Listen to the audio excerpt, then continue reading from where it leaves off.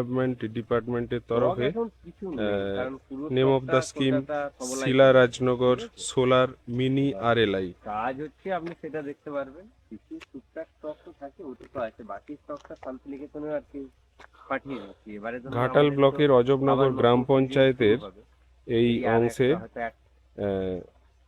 Solar পাম্পের মাধ্যমে অর্থাৎ সূর্যালোকের মাধ্যমে বিদ্যুৎ উৎপন্ন করে তার মাধ্যমে পাম্প চালিয়ে এখানে কৃষিকাজ হয়। আপনি মেদিনীপুর এসছেন বলেই যে আসতে হবে এমন কিছু না, আপনি এমনিও আসতে সবকিছুই কিন্তু সোলার সিস্টেম। এই যে সেই পাম্পটা, আর সামনেই দেখিয়েছিলাম যে সোলার গুলো রয়েছে ওইখানটাতে। আর এই যে ছোট্ট একটা ব্রিজ, মানে অসাধারণ লাগছে এই ব্রিজটা। দেখুন সৌর বিদ্যুতের মাধ্যমে কিন্তু এই দুটো পাম্প চলছে। দেখুন সৌর বিদ্যুতের মাধ্যমে এই দুটো পাম্প চলছে। ছোট্ট একটা খাল অসাধারণভাবে কিন্তু সাজানো রয়েছে, আর পাশেই কৃষকদের জন্য এখানে রয়েছে একটা শৌচালয়। আর এই জায়গাটা রাধাকান্তপুর ফুট ব্রিজ, এই জায়গাটা।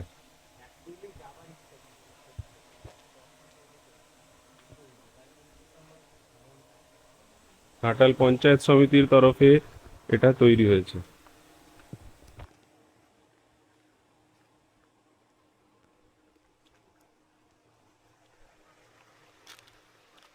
এখানে কিন্তু সুন্দরভাবেই মাঝে মধ্যে এসে বিকালটা কাটানো যেতেই পারে, দারুণ জায়গা। দেখুন জায়গাটা, পিছনে এই যে ব্রিজ, ছোট্ট একটা ব্রিজ, ফুট ব্রিজ, ছোট্ট একটা খাল, আর এই খালের এইখান দিয়ে যেন ঝর্ণার মতো জল নামছে। এই জলটাকে ওখানে আটকানোও যায়। এই যে শব্দ, অসাধারণ কিন্তু লাগছে।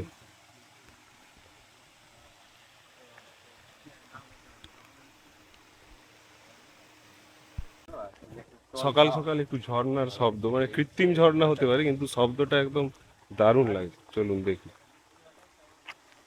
এই যে এখান দিয়ে কিন্তু জলটা বাধা দেওয়া আছে। এই যে প্লেটটা, এই যে প্লেটটা আছে, এই প্লেটটা তুলে দিলেই এই যে জলগুলো, সেই জল কিন্তু বেরিয়ে যাবে। মোটামুটি এখন বন্ধ করা আছে, আর কিছুটা জল পাস করছে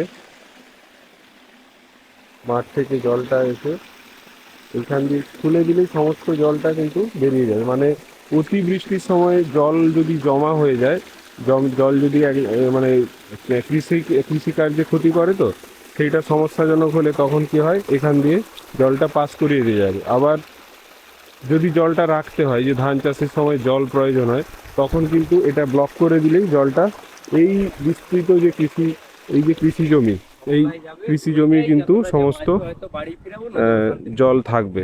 জলটা এই কৃষকরাই নিজেরা এখানে কন্ট্রোল করতে পারবেন।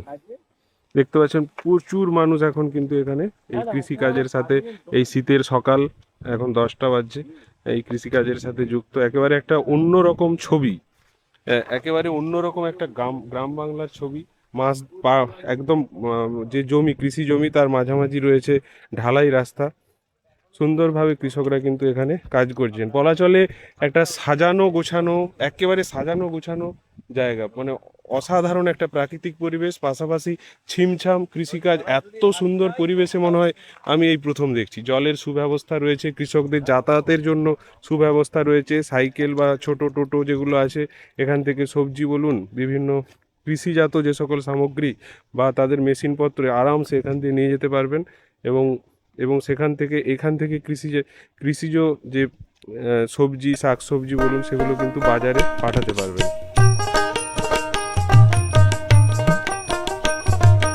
আমার সামনে একজন কৃষক, তিনি কাজ করতেন, তার জমিটা তৈরি করছেন, সম্ভবত ধান রুইবেন। আমরা কথা বলবো। যে নমস্কার, কেমন আছেন? ভালো। আরে আপনাদের এদিকে কৃষি যে জমি আর জলের যে সেচের ব্যবস্থা, দারুণ লাগছে। তোমার কিভাবে এটা সম্ভব হলো? একটা বিপ্লব বলা চলে ঘাটালের বুকে। ঘাটালের বুকে বিপ্লবী এক প্রকার।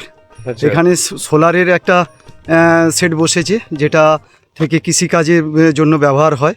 বাকি আমাদের RLI রয়েছে, RLI থেকে সরকারিভাবে এটা মঞ্জুর করা হয়েছে। পশ্চিমবঙ্গ সরকার ছাড়া এই জিনিস কখনোই সম্ভব হতো না।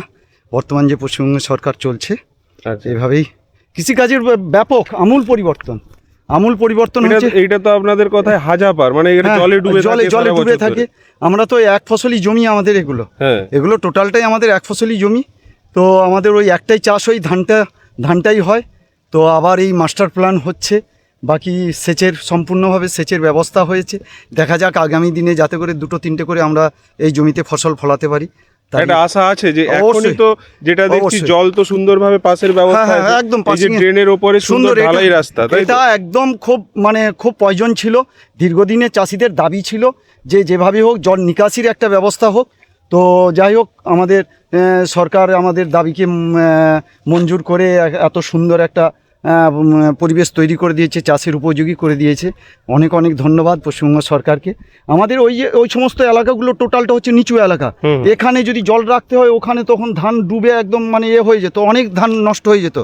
হ্যাঁ, তো সেই দাবিকে সামনে রেখে অনেক সুবিধে হয়েছে। যখন ইচ্ছা খুশি আমরা যেমন পরিমাণ আমাদের জল রাখার দরকার জমিতে, সেই মতো আমরা রাখতে পারি যে কোনো সময়। মানে এই যে যতই বৃষ্টি হোক, যত বৃষ্টি হোক, অনাবৃষ্টি যাই হোক, হোক আর বৃষ্টি হোক, বৃষ্টি হোক, জলটা আপনাদের কন্ট্রোলে, একদম সেচের জল জল। আমাদের সেচের জল একদম কন্ট্রোলে থাকে, আমাদের কন্ট্রোলের বাইরে একদম যাবে না। যে মানে যে ড্রেনের যে ব্যবস্থাটা হয়েছে হ্যাঁ, এর জন্য, জল নিকাশি জল ব্যবস্থা। নিকাশি যে ড্রেন হয়েছে এর জন্য আমরা যখন ইচ্ছা খুশি আমরা এটাকে আমরা ব্যবহার করতে পারি। আমাদের এতটুকু বিন্দুমাত্র কোনো সমস্যা হবে না। এই যে ঢালাই রাস্তা, আবার দেখছি ওই যে জমিটার পরে ওই প্লটটাতেও ঢালাই রাস্তা। হ্যাঁ, ওটাও একটা মানে ঢালাই রাস্তা আপনাদের তো হয়েছে। যাতায়াতে তো এক সুবিধা, হচ্ছে- মানে বাইক নিয়ে চাষ হ্যাঁ, করতে পারতে হবে। বাইক নিয়ে আসে, তো বাইক নিয়ে আসে, হাত ট্রলি নিয়ে আসে, হাত যে ঠেলা গাড়ি রয়েছে, ঠেলা ইভেন গাড়িতে যে করে ব্যাটারি চালিত যে মালবাহী টোটো সেগুলোও ঢুকে যাবে। সেগুলো ঢুকে আচ্ছা। একদম টোটাল ওই রাস্তাতেও ঢুকে, এতেও আছে। এই যে টোটোগুলো। শীতের সকাল দেখছি আপনারা যে যার জমিতে মানে কৃষি কাজে ব্যস্ত। একদম। সকালে খাওয়া দাওয়া করে হয়তো এসেছেন, কেউ হয়তো সাজ ছড়াচ্ছেন, হ্যাঁ। কেউ আপনারা রোয়ার বিচালি কাজ ভাঙছেন, চলছে। হ্যাঁ, বা রোয়ার কাজ করছেন। মানে কেমন লাগছে, মানে কৃষি কাজ একদম। করেও তো কিছু করা যায়, এটা তো দেখা যাচ্ছে। হ্যাঁ, অবশ্যই কৃষিকাজ করেও করা যায়। আমাদের তো ইতিমধ্যে আমাদের যে সরকারের যে কৃষক বন্ধু প্রকল্প, সেই কৃষক বন্ধু প্রকল্পে ইতিমধ্যে আমাদের যে এই যে বোরো চাষ, এটা আমাদের বোরো মরশুম, এই বোরো মরশুমের অলরেডি কৃষকদের অ্যাকাউন্টে যার যেমন জমির পরিমাণ সেই অনুযায়ী টোটাল টাকা এসে গেছে প্রত্যেকের অ্যাকাউন্টে। প্রত্যেক চাষিরা মানে ভীষণভাবে খুশি। এই যে একটা অন্য কথা বলি, যে ধরুন বর্তমান যে রাজ্য সরকার রয়েছে, হ্যাঁ। এই যে ধরুন কৃষি ক্ষেত্রে বলুন, বিভিন্ন যুবশ্রী এসে হ্যান ত্যান বিভিন্ন আছে, রূপশ্রী থেকে- রূপশ্রী এসে এগুলো পাচ্ছেন। হ্যাঁ। কিন্তু একটা জায়গাতে সম্ভবত আপনি হয়তো এক কথা বলবেন, বলুন। যে শিক্ষা ক্ষেত্রে এই যে ধরুন আপনার ছেলেটি, হ্যাঁ। তাকে কি আপনি কৃষক করতে চাইবেন আবার? না আপনি তো এরকম তো অনেকে আছে যে হ্যাঁ, পড়াশোনা করে, হ্যাঁ। কিন্তু এই যে শিক্ষাতে চাকরি হ্যাঁ। বাকরির একটু সমস্যা আছে, আপনি কি বলবেন? না, চাকরি বাকরির সমস্যা অবশ্যই আছে, এটা অস্বীকার করার জায়গা নেই। তবে যেটা আপনি প্রশ্ন করলেন যে আপনার ছেলেকে কি আপনি কৃষিকাজের সাথে যুক্ত করবেন, আপনি কৃষিকাজ করছেন, আপনার ভবিষ্যতে আগামী দিনে আপনার ছেলেকে কি আপনি কৃষিকাজের সঙ্গে যুক্ত করবেন? কৃষিকাজের সাথে যুক্ত করতাম। কৃষি কাজে যে পয়সা নেই, কৃষি কাজে যে অর্থ নেই, এটা বলা ভুল। আমরা শুধুমাত্র আমরা এমন একটা পরিবেশের মধ্যে থাকি, বন্যা কবলিত এলাকা। আমাদের এখানে যদি 3 ফসলি 4 ফসলি যদি জমি এখানে যদি ফসল ফলানো যেত, অবশ্যই আমার ছেলেকে বলতাম না যে তুমি ওই চাকরি করতে যাও, কোনো অফিসে চাকরি করতে যাও, কৃষিকাজের সাথে স্বাধীনভাবে চাষ করো, স্বাধীনভাবে চাষ করবে, যখন ইচ্ছা খুশি ঘুম থেকে উঠো, যখন ইচ্ছা খুশি কৃষিকাজ করো, অথচ যখন ইচ্ছা খুশি হাটে বাজারে যাও, শস্য বিক্রি করো, সেখান থেকে তোমার যে রোজগার আসবে মানে খুব অনায়াসে সুন্দরভাবে তোমার জীবনযাপন তুমি করতে পারবে। কিন্তু আপনাদের বাধাই শুধু প্রাকৃতিক বাধা আমাদের প্রাকৃতিক সমস্যা, আমাদের বন্যা কবলিত ঘাটাল এলাকা। মাস্টার প্ল্যান কি সেই বাধা অতিক্রম করতে পারবে, মানে বাধাটা থেকে মুক্তি আশা পাবে? তো আশা রাখছি, যদি আমাদের এই যে মাস্টার প্ল্যানের কাজ শুরু হয়েছে, যদি আগামী দিনে এই মাস্টার প্ল্যানের যে উপকারিতা, মাস্টার প্ল্যানের সম্পূর্ণভাবে আমরা যদি উপকারিতা যদি পেয়ে থাকি আগামী দিনে, তাহলে আমরা আশা করি যে আমরা এই জমিতেই আমরা 3 ফসল 4 ফসল আমরা করতে পারবো আগামী দিনে। আপনার নাম? আমার নাম দীপক মাঝি। আপনার বাড়ি কোথায়? আমার বাড়ি শিলারাজনগর। আমরা কথা বললাম আমার বয়স্ক যথেষ্ট মানে আমার জেঠু হবে, যে ওনার সাথে উনি কিন্তু বললেন ওনারও একটা আশা আছে, এই ঘাটাল মাস্টার প্ল্যান বদলে দিতে পারে ওনার ছেলের জীবন, ওনার পরবর্তী প্রজন্মকে। আমরাও চাই এই বদলটা আসুক, সেই বদলের অপেক্ষায় আমরা থাকছি, আপনারাও থাকছেন আশা করি। দেখা যাক কি হয়।